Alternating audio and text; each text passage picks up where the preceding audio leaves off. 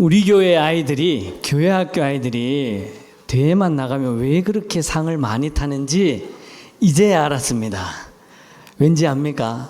제가 저기 앉아서 계속 웃었습니다. 웃음이 나서 막 참았어요. 왜 그러냐니까 우리 선생님들이 연습할 때는 솔직히 제대로 못했어요. 심지어 예배 시간은 다 돼가는데 연습 한번 하면 될까요? 라고 요청까지 왔는데 우리 선생님들을 보니까 아이들이 왜 대회 나가서 저렇게 상을 다 휩쓸어온지를 알겠습니다. 우리 선생님들의 연습 제대로 못했는데 실전에 너무나 강한 거예요. 연습 제대로 못했지만 실전에 저렇게 강한 모습. 우리 선생님들을 위해서 큰 박수 부탁드리겠습니다.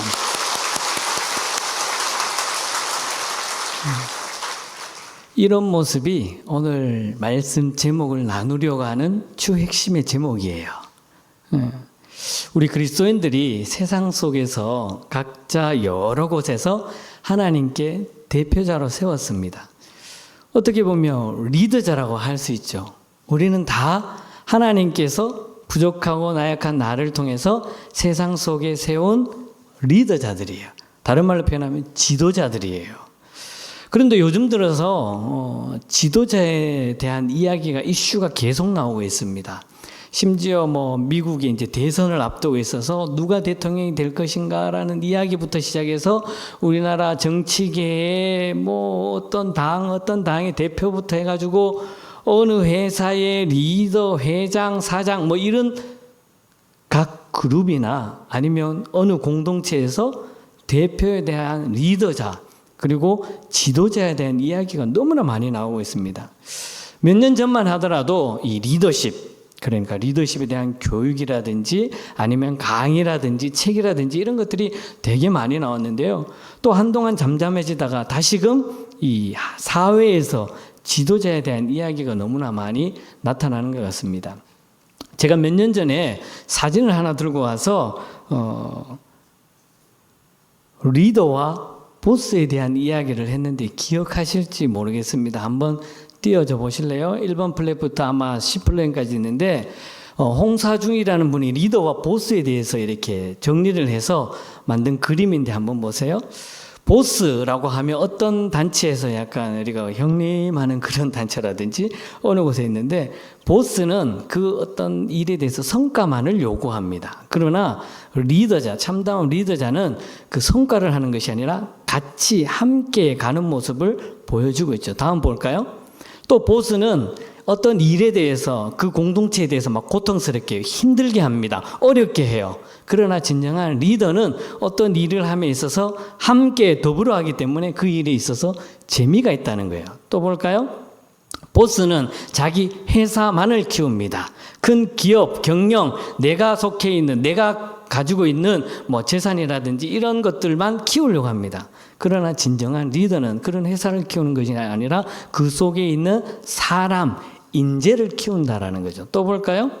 보스는 많은 사람들에게 자기 밑에 부하들에게 겁을 줍니다. 어떻게든 성과를 내기 위해서 열심을 다하면서 겁을 줍니다. 그러나 진정한 리더는 겁을 주는 것이 아니라 희망을 줍니다. 정말 힘들고 어려웠을지라도 이렇게 가자라고 희망을 주는 것이 리더의 모습이라는 거죠. 또 볼까요? 보스는 어떤 일에서 명령만 합니다. 너 이거 해, 저거 해, 이렇게 해야 돼. 오로지 보스의 생각만을 가지고 그 공동체에서 명령만 내리죠. 그러나 진정한 리더는 자기의 생각을 가지고 있더라도 그 생각만을 추구하면서 명령하는 것이 아니라 이런 생각이 어때라고 하면서 서로 간의 대화를 이루어 간다고 합니다. 또 볼까요? 보스는 어떤 것에 있어서 단점만 이야기합니다. 너 이거 왜 이렇게 못해? 이거밖에 안 돼? 그래서 너 일을 왜 이처럼밖에 못하는 거야? 라고 하면 그 사람의 단점만을 이야기합니다. 그러나 진정한 리더는 그 사람의 장점을 높여준다고 합니다. 다음 볼까요? 보스는 권위에만 의존합니다. 내가 보스니까, 내가 회장이니까, 내가 왕이니까, 내가 대통령이니까 모든 것에 내가라고 합니다. 그러나 리더는 내가 아니라 권위가 아니라 함께라는 팀워크예요. 같이 가는 모습이라는 거죠. 또 볼까요? 네, 앞에 말한 것처럼 보스는 내가라고 하고 리더는 우리가라는 공동체를 늘 강조합니다. 또 볼까요? 이런 모습들에서 종합적으로 딱 보면 어떤 모습일까요? 띄워주세요. 또 있습니다. 어떤 모습이냐면 저런 모습이에요. 위에 그림은 보스예요. 많은 자기의 직원이나 밑에 수하 다른 사람들에게 있어서 위에서 지시만 하고 명령만 해요.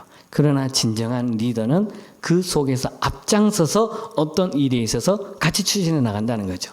또 다른 사진을 볼까요? 이렇게 표현합니다. 왼쪽에 있는 그림. 보스는 어떻습니까? 그저 목표 지향 쪽에서 자기만 올라가면 돼요. 나머지 직원들이 낭떠러지에서 떨어 죽든지 말든지 회사가 어떻게 되든지 자기만을 추구하는 모습이고, 진정한 리더자는 힘들고 어려워도 함께 손을 잡고 가는 모습들이 리더예요. 이것이 앞서 말한 홍사중이 말한 리더와 보스라는 책에서 강조해주고 있고, 이러한 모습들이 우리 사회에서 꼭 필요하다라는 것을 이야기해주고 있습니다. 그런데 이것이 사회에만 필요할까요? 아니죠. 교회에서도 똑같이 동일하게 저런 모습들이 필요하다는 거예요. 특별히 여기 앉아 계시는, 찬양대석에 앉아 계시는 우리 선생님들은 각자 작은 공동체의 리더자로 다 세우셨습니다. 그리고 여기 앉아있는 우리 성도들은 어떻습니까? 사회에서나 아니면 직장에서나 가정에서나 그 공동체 안에서 리더자로 다 세우셨어요. 지도자로 세웠다는 거예요. 그렇다면 그 지도자로 세운 모습에서 어떤 모습을 보여야 할까요? 그 모습이 오늘 성경의 1절부터 11절까지 1장 1절부터 11절까지 읽은 내용의 말씀을 압축해 주고 있는 모습을 볼 수 있습니다. 많은 사람들이 자기가 어떤 일에 있어서 앞장서 추구할 때 우리가 흔히 이런 이야기를 합니다. 소통이 잘 되어야 된다라고 합니다. 그런데 소통이 제대로 되지 않으면 불통이 일어납니다. 불통이 일어나면 그 공동체 안에 먹통이 일어납니다. 먹통이 됩니다. 먹통이 되어버리면 그 공동체의 많은 지체들은 고통이 따릅니다. 소통이 제대로 되지 않으면 결과는 고통이 따릅니다. 고통이 따르게 되면 그 고통으로 말미암아 그 공동체는 다 깨어지게 되는 거예요. 어떤 사람들이 그 공동체에서 자기중심적인 모습으로, 자기만을 위한 모습으로, 그리고 독단적인 모습으로 나아간다면 그 공동체는 하나가 될 수가 없는 것이죠. 쉽게 말해서 저 위쪽 동네, 지금 우리 저 위쪽 동네처럼 자기가 최고예요. 자기만의 모든 것을 다 가지고 있고 자기의 생각과 자기의 방법과 자기의 뜻대로 세계를 주무르러 가는 거예요. 이런 모습들은 하나님께서 우리를 통해서 각자 이 세상 속에서 지도자로 세운 모습이 아니라는 거죠. 그러면 그 속에서 우리가 무엇을 해야 되냐? 한번 따라해 볼까요? 공감이라는 것을 해야 됩니다. 공감이라는 것은 내 생각과 다른 사람의 지체를 서로 같이 하는 거예요. 그리고 소통을 해야 되는 거예요. 공감과 더불어서 소통이 부족하면 그 공동체는 깨어지게 돼 있어요. 그렇기 때문에 진정한 리더자는, 하나님께서 세운 리더자는 그 속에서 공감을 해야 되고 공감과 더불어서 그 공동체의 서로 간에 소통을 이루어야 한다는 겁니다. 그 대표적인 사람이 오늘 느헤미야라는 사람입니다. 느헤미야는 우리가 잘 알듯이 페르시아, 그러니까 바벨론 왕국이 망하고 페르시아가 생겨나면서 그 속에서 큰 나라의 큰 일을 감당했던 사람이에요. 그러면서 유다 백성들이 포로로 끌려왔던 백성들을 다시금 고국으로 본국으로 돌아갈 때 1차, 2차, 3차로 이제 다 포로로 귀환을 할 때 3차로 포로된 백성들을 이끌어 갔던 사람이 느헤미야예요. 느헤미야가 자기의 고향 본국으로 돌아가서 가장 먼저 한 것은 뭐냐면 바로 성벽 재건이에요. 성에 있는 성벽을 먼저 쌓았습니다. 그런데 성벽을 쌓는 것도 쉽지가 않았어요. 왜? 방해하는 사람들이 있었기 때문에. 암몬 족속이라든지 호론 족속이라든지 심지어는 사마리아인들이 와서 무엇하느냐, 너희들이 지금 포로로 끌려갔다 돌아와서 뭐하느냐라고 성벽 막는 것까지도 막았어요. 성벽을 짓도록 했다라는 거예요. 그럼에도 불구하고 이 느헤미야는 자기의 능력과 자기의 모든 권한을 통해서 52일 만에 성벽을 완성합니다. 성벽을 완성하고 다시 페르시아로 돌아갑니다. 페르시아에 가서 자기의 그 높은 왕의 직책, 왕과 더불어서 함께 어울리는 그 고위 관직에 있으면서 그것을 포기하고 왕에게 명령을 받고 왕에게 요청하면서 내가 다시 유다로 가서 내가 그 나라를 다스리는 총독이 되겠습니다. 나를 그렇게 명해달라고 해서 총독으로 가게 되죠. 총독으로 오면서 이스라엘을 다시금 영적으로 그리고 사회적으로 개혁하는 모습을 볼 수 있다는 것이죠. 이런 모습이 느헤미야예요. 그렇다면 느헤미야가 보여준 리더십이 어떤 모습일까요? 첫 번째는 바로 이겁니다. 한번 띄워줘 보세요. 한번 읽어볼까요? 관심과 사랑을 가진 기도하는 리더십의 마음이었다는 거죠. 느헤미야는 페르시아의 고위 간직에 있으면서 늘 마음속에는 이스라엘, 유다 민족에 대한 그러한 아픔의 여러 가지 상황을 마음속에 늘 가지고 있었습니다. 그 가운데 하나가 관심과 사랑입니다. 어느 공동체에서든지 리더자는 그 상황 속에서 관심이 있어야 돼요. 여기에 선생님들이 계시는데 선생님들은 옆에 한번 다른 선생님들을 한번 쳐다보세요. 쳐다보면서 관심을 가지면서 지난주와 오늘 달랐던 것을 한번 이야기해 보세요. 찾을 수 있을 것 같아요. 어제 일도 모르는데 지난주 얼굴 본 걸 가지고 어떻게 기억을 하고. 그런데요, 관심을 가지고 있으면요, 상대방에 대해서 관심을 가지고 있으면 머리를 잘랐는지 머리를 볶았는지 머리에 염색했는지 알 수가 있습니다.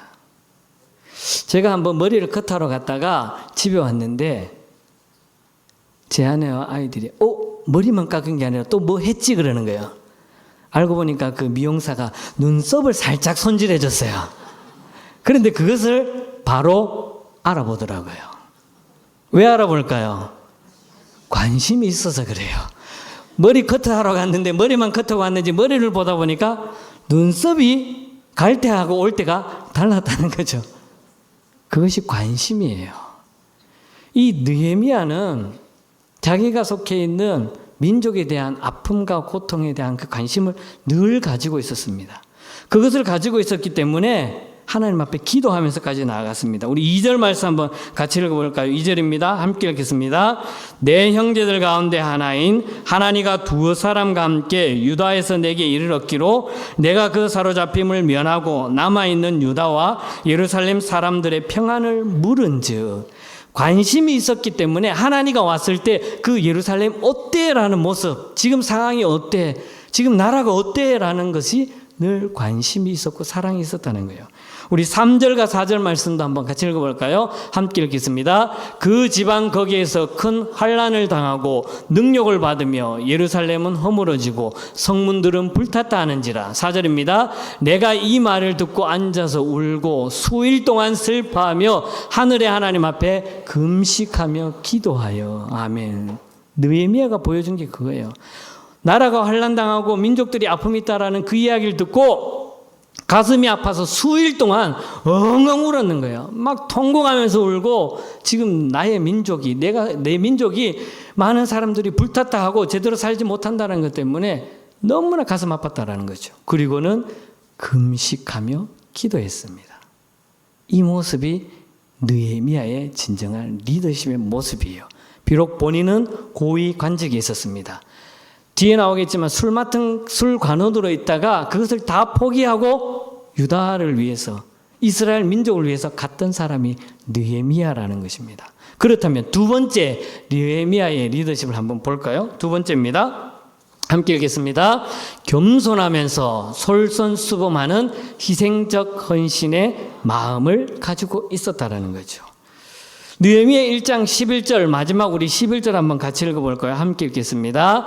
그때 내가 왕의 술관원이 되었느니라. 이 말은 무엇이냐면 느헤미야가 페르시아의 왕의 채측근인 술관원이었습니다. 술관원이라는 것은 그때 당시에 술관원은 쉽게 말해서 군사령관보다 더 높은 위치에 있었어요. 왜냐하면 왕이 먹는 음식, 침실 그리고 경호까지 다 책임을 져야 했기 때문에. 누가 책임을 졌냐면 술 맡은 관원이 책임졌어요. 그러다 보니까 왕의 최측근으로서 지금으로 말할 것 같으면 거의 뭐 경호실장 정도 같은 경우 대통령이 가는 곳마다 따라가야 되고 대통령 바로 옆에서 경호를 해야 되는 그런 직위를 가진 사람이 느헤미야였습니다. 술관원이었습니다. 그런데 그 관직을 다 내려놓고 유다로 왔습니다. 왜? 이스라엘 민족을 위해서. 정치적으로 회복시키고 경제적으로 회복시키고 영적으로도 회복시키고 모든 것을 다 회복시키기 위하여 자기의 그 부귀영화를 다 버려두고 유다 총독으로 왔습니다.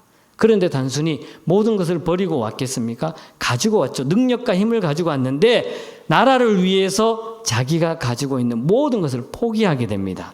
심지어 우리가 말씀을 안 읽었지만 5장 14절에 이렇게 말씀합니다. 한번 띄워줘 보세요. 함께 읽겠습니다.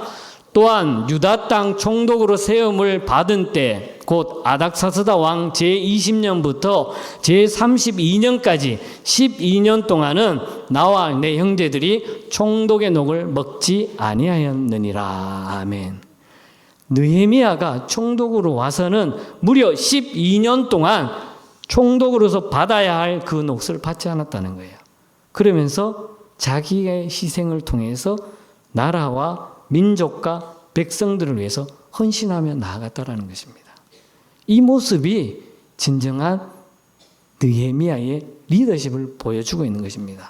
성경에는 많은 리더십들이 있죠. 많은 사람들이 리더십의 모습들이 있습니다. 우리가 잘 아는 모세라든지 요수아라든지 다윗이라든지 솔로몬이라든지 이런 많은 인물들이 있습니다. 그런데 유독 리더십에 관해서 연구하는 학자들이 볼 때 이 느헤미야에 대한 관심을 가지고 있습니다. 왜 그렇게 관심을 가지느냐 했을 때 앞에서 언급한 첫 번째와 방금 읽은 두 번째 희생적인 모습으로서 자기의 녹을 받지 않고 희생하면서까지도 민족을 위해서 다 내려놓았다라는 겁니다. 어떤 인물과 아주 비교되는 것을 볼 수 있죠.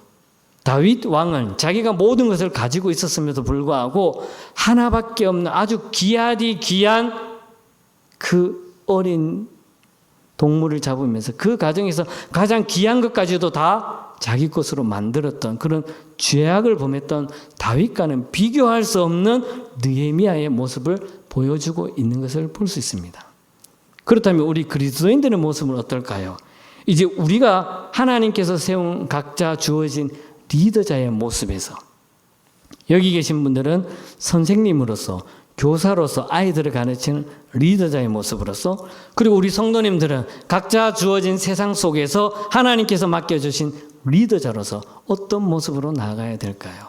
오늘 느헤미야처럼 자기의 모든 것을 정말 관심과 사랑으로서 아낌없이 자기의 모든 것을 포기하며 희생적으로 나아가는 모습, 이런 모습이 우리의 모습이 되어야 되지 않을까요? 하루하루 삶을 살아가면서 특별히 2024년도 후반기를 시작하는 지금 남은 이 반년 동안만이라도 더욱더 하나님께서 말씀하시는 진정한 리더자의 모습을 온전히 감당해 나아가는 저와 여러분들의 삶이 될 수 있기를 주님의 이름으로 간절히 축복합니다. 거룩하신 하나님 아버지 참 감사합니다. 오늘도 귀하고 복된 날 허락해 주시고 오후 찬양 예배로 주님 앞에 나아가며 교회 학교 교사주일로 하나님께 영광을 예배드리며 나아갈 수 있도록 인도해 주심을 감사합니다. 특별히 들은 말씀들을 잘 기억하며 각자 주어진 곳에서 온전한 리더자의 모습으로 나아갈 수 있도록 은혜 베풀어 주시옵소서. 예수님의 이름으로 기도드리옵나이다. 아멘.